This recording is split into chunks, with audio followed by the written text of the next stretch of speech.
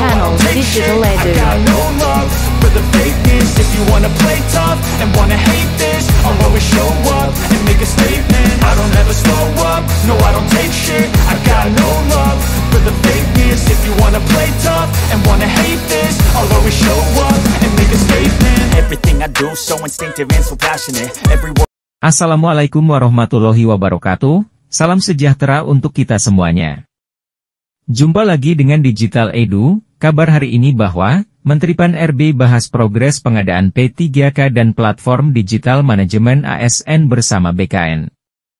Selengkapnya, yuk simak hingga akhir videonya.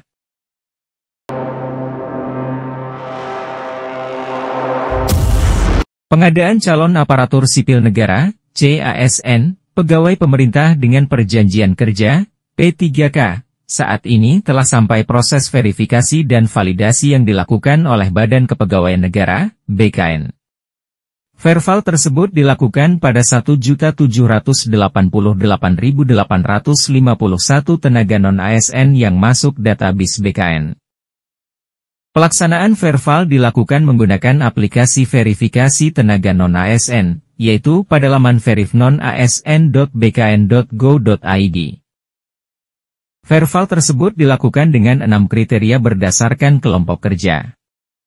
Adapun 6 pokja kriteria tersebut yaitu honorarium, surat keputusan pengangkatan dan masa kerja, usia, jabatan, tingkat pendidikan, serta surat pernyataan tanggung jawab mutlak, SPTJM.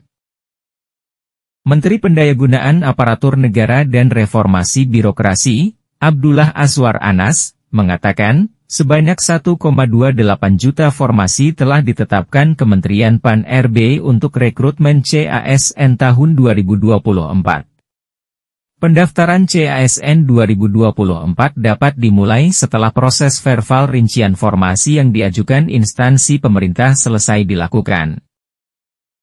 Penyusunan rincian kebutuhan ASN tahun 2024 telah dilakukan pada tanggal 15 sampai 29 Maret tahun 2024 dan diperpanjang hingga 30 April tahun 2024. Namun masih terdapat instansi yang belum selesai melakukan perincian usulan, khususnya instansi yang mendapatkan alokasi formasi cukup besar. Kementerian Pan-RB bersama BKN saat ini sedang merumuskan formulasi yang tepat untuk mengakomodasi pengangkatan tenaga ASN P3K ini. Tentunya formulasi tersebut berdasarkan verval 6 kriteria dari BKN termasuk nanti P3K penuh waktu maupun paruh waktu, jelas Menteri Anas usai rapat bersama BKN di Jakarta, Jumat 17 Mei. Sementara itu, Kepala BKN Haryomo Ade Putranto mengatakan, BKN melibatkan BPKP dalam verval tenaga non-ASN tersebut, BPKP sebagai tim quality asuransi dan penanggung jawab pokja kriteria 1, serta tim BKN sebagai penanggung jawab pokja kriteria 2-6. Pada verval ini, distribusi data yang diperiksa oleh verifikator dilakukan secara acak. Verifikator tidak dapat memilih data yang diperiksa, dan setiap verifikator hanya melakukan verval pada satu kriteria sesuai dengan pokja masing-masing, jelas pria yang akrab disapa Yomo ini. Adapun hasil verval tenaga non-ASN 2024 per 17 Mei tahun 2024 pukul 00 WIB yaitu, kriteria 2 mencapai 89,87%, kriteria 3 sudah 100%, kriteria 4 mencapai 63,33%, kriteria 5 sudah 100%, dan kriteria 6 mencapai 99,52%. Hasil verval pada masing-masing kriteria tersebut nantinya sebagai dasar untuk menentukan kebijakan pengangkatan P3K.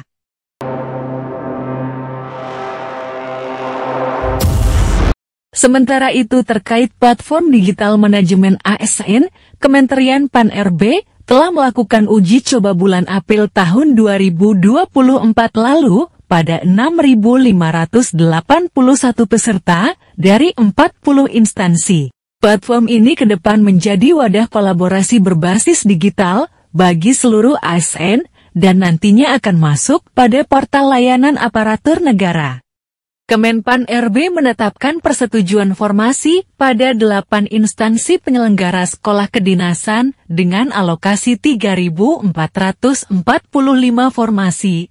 Pada Rabu, 15 Mei tahun 2024, masyarakat sudah bisa mendaftar sekolah kedinasan. Pendaftaran sekolah kedinasan dimulai 15 Mei tahun 2024 sampai 13 Juni tahun 2024. Ayo gunakan kesempatan ini dengan baik, karena negara membutuhkan talenta-talenta masa depan yang unggul untuk membangun negeri ini, ujar Menteri PAN RB Abdullah Azwar Anas saat mengunjungi salah satu sekolah kedinasan, Politeknik Statistika Sekolah Tinggi Ilmu Statistik STIS di Jakarta, Rabu 15 Mei. Menteri Anas meminta semua pihak untuk tidak mempercayai bila ada orang yang mengaku bisa membantu, atau bahkan menjamin kelulusan menjadi mahasiswa atau taruna sekolah kedinasan. Bisa dipastikan itu hoaks, karena memang tidak ada titip menitip, seleksi dilakukan online, melalui sistem komputer assisted test CAT yang transparan dan akuntabel sesuai arahan Presiden Jokowi, ujar Anas.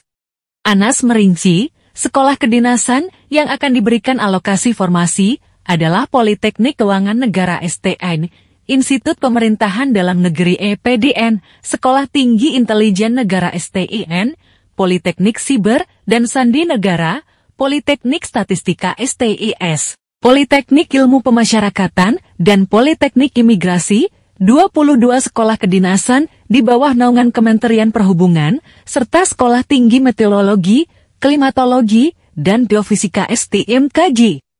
Sekolah kedinasan yang diberikan alokasi tentu sudah melalui sejumlah pertimbangan, salah satunya menjawab tantangan zaman, misalnya di STMKG, di mana kita menghadapi tantangan perubahan iklim. Juga di Politeknik Siber dan Sandi Negara, di mana digitalisasi di semua sektor tak terelakkan, sehingga kita butuh talenta misalnya terkait cyber security, ungkap Menteri Anas.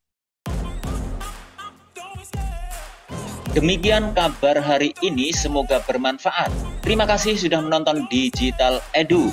Jangan lupa like, subscribe, dan nyalakan lonceng notifikasi agar selalu update info-info terbaru dari Digital Edu.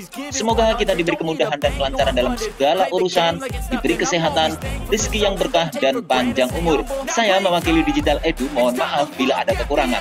Sampai jumpa pada video selanjutnya. Sekian, wassalamualaikum warahmatullahi wabarakatuh.